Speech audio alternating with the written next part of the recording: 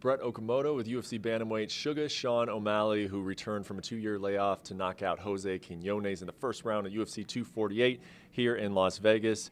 And Sean, I remember going down to Arizona, you telling me, I just hope it happens. I just hope it happens. And then it happened. The week went on. The fight was successful.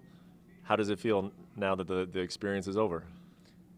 Yeah, it feels really good. I was saying I hope it happens because you saw the pending results and they test me all the time. So felt good to just get to the fight. Jose made it, no issues. I made it, and then we made weight. So when I was in Vegas and he was in Vegas, I was like, and it was fight week. I'm like, all right, there's still a couple things that can go wrong. So, and it's hard not to think like that when everything has gone wrong leading up to fights.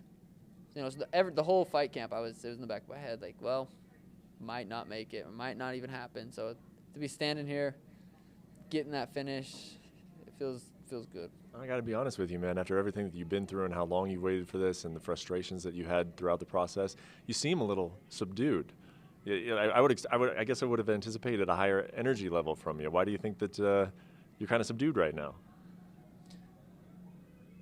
I don't know. I just just staying level. It's what goes up must come down. So the more excited I get, the more I got to come down from that. So I'm just staying level-headed, just taking it as it is. I do feel good. I didn't get you train so hard and so long for how long was it? A couple minutes. Mm-hmm. I would have liked to show more of my game and perform more in there because I'll go back and watch this fight, and I only get so long to watch it. I watch all my fights. The last 2 ones have been 15 minutes. I got to watch them. You'll get a lot more to watch than this. So I feel good, but I wish I could have fought a little bit longer. I mean, you talked about introducing people to Sugar Show 2.0. I think some people will watch this fight and say, that looked like the Sugar Show that I remembered, but what was different? Tell us some of the nuanced things that we should look for, the differences that you made over the last 2 years. Yeah, I guess I didn't really get to show the 2.0 part, and that's my grappling. I feel like my grappling has really evolved more than anything. That, and then, I guess you could say my strength, he acknowledged that he blocked that kick, and it still got through. I definitely felt more powerful. I started this fight camp at 156 pounds. My previous fight camp, I started at 148. So working with Brandon Harris, I feel like I've definitely put on that muscle. And I guess, going into the fights, I wasn't nervous. I'm gonna gas. I'm gonna get tired. I felt like we had everything dialed in, and I just had no worries going into that fight. Whether it went to the ground, whether he put me up against the fence, whether I was in the open with him, I had no worries.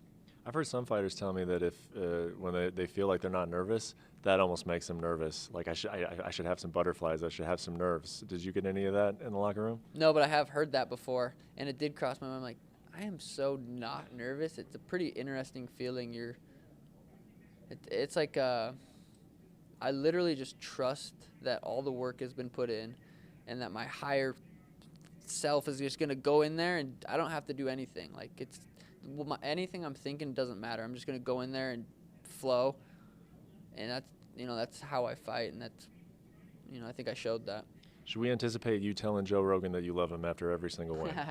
I thought I had to, but I said frickin' for the ESPN Plus part, so maybe next time I'll have to get on a pay-per-view.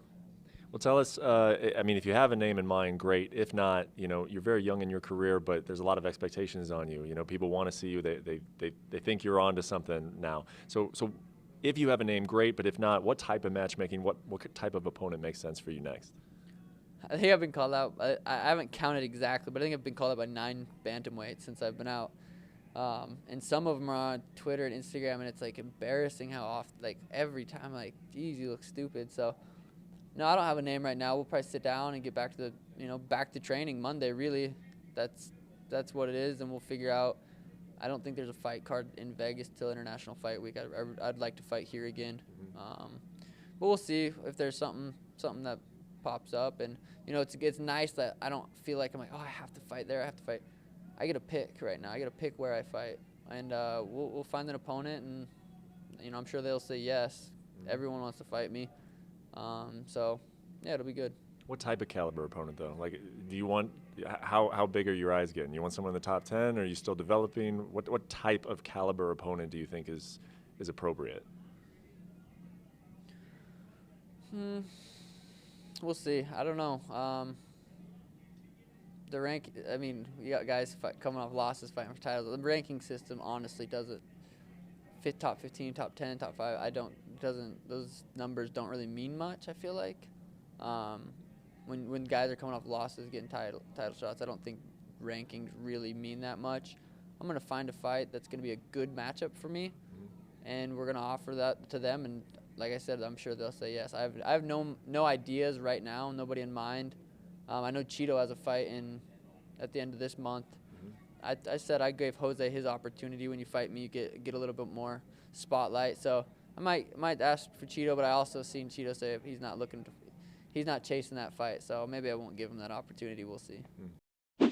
Thanks for watching ESPN on YouTube. For more sports and analysis, download the ESPN app. And for live streaming and special content, subscribe to ESPN+.